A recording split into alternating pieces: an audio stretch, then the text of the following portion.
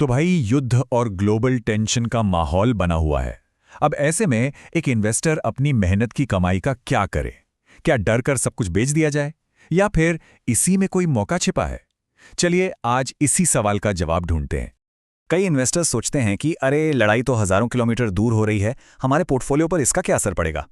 लेकिन सच तो यह है कि असर हमारे बहुत बहुत करीब है। अभी हाल ही में ईरान के एक जहाज पर जो हमला हुआ, वो जगह श्रीलंका से सिर्फ 74 किलोमीटर दूर थी, मतलब हमारे पड़ोस में ही।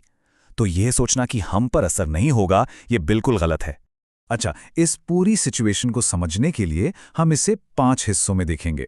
सबसे पहले ये समझेंगे कि युद्ध का असर हम तक पहुंच कैसे रहा है। फिर उस इकोनॉमिक चेन रिएक्शन को देखेंगे जो हमारे बाजार को हिला देता है। इसके बाद हम ऑयल और डिफेंस जैसे कुछ खास सेक्टर्स में छुपे मौकों को खोजेंगे और आखिर में एक स्मार्ट इन्वेस्टर की तरह अपनी स्ट्रैटेजी बनाएंगे।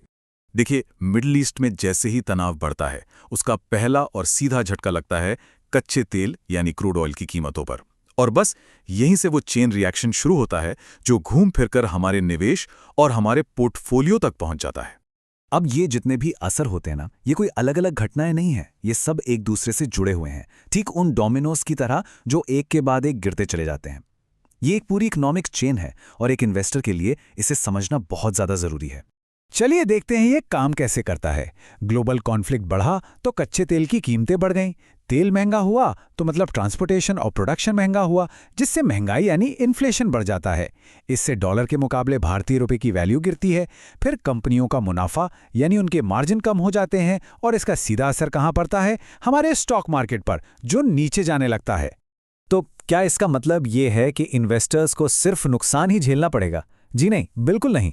हर गिरावट अपने साथ एक मौका लेकर आती है, और ऑयल सेक्टर में भी कहानी सब कंपनियों के लिए एक जैसी नहीं है। यहीं पर एक स्मार्ट इन्वेस्टर के लिए मौके छिपे हैं। इस पॉइंट को समझना बहुत जरूरी है। देखिए, एक तरफ हैं HPCL और BPCL जैसी कंपनियां जो बाहर से महंगा कच्चा तेल खरीदती हैं, तो जाहिर है उनकी लागत बढ़ जाती है और मुनाफे पर असर पड़ता है। लेकिन दूसरी तरफ हैं ONGC और गेल जैसी कंपनियां। ये देश में ही तेल और गैस का प्रोडक्शन करती हैं, तो जब बाहर से तेल मंगाना महंगा हो जाता है तो देश में बने इनके प्रोडक्ट की डिमांड और कीमत दोनों बढ़ जाती हैं। तो लॉजिक सिंपल है, जब इन घरेलू कंपनियों पर हमारी डिपेंडेंसी बढ़ेगी तो इनके मार्जिन बढ़ेंगे, प्रॉफिट बढ़ेगा और इनके शेयरों की कीमत भी बढ़ने की उम्मीद होगी। तो अगर इस गिरे हुए बाजार में इनके शेयर अच्छी कीमत पर मिल रहे हैं तो ये एक बेहतरीन मौका हो सकता है। और ये बात हमें इन्वेस्टिंग के सबसे बड़े नियमों में से एक की याद दिलाती है कि एक नासमझ इंसान गिरते हुए बाजार में बेचता है, जबकि एक समझदार इंसान गिरते हुए बाजार में खरीदता है। ये सिर्फ एक कहावत नहीं है, ये एक स्ट्रैटेजी है जो डर से बाहर निकालकर मौके की ओर ले जाती है। लेकिन रुकिए, मौके सिर्फ ऑयल एंड गैस सेक्टर तक ही सीमित नहीं हैं।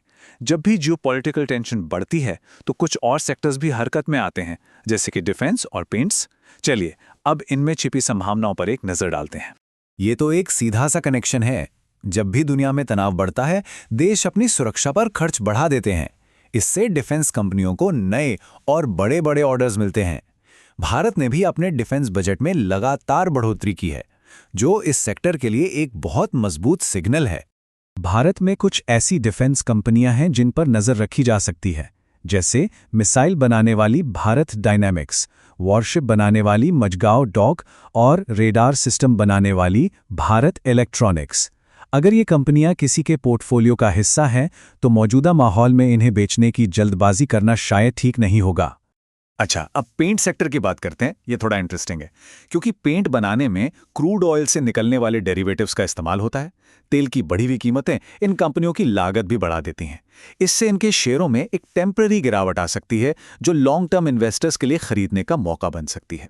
सोचिए, अगर एशियन पेंट्स जैसी मजबूत कंपनी का शेयर इस वजह से सस्ता मिल जाए तो आने वाले फेस्टिवल सीजन से पहले ये एक अच्छी खरीदारी हो सकती है।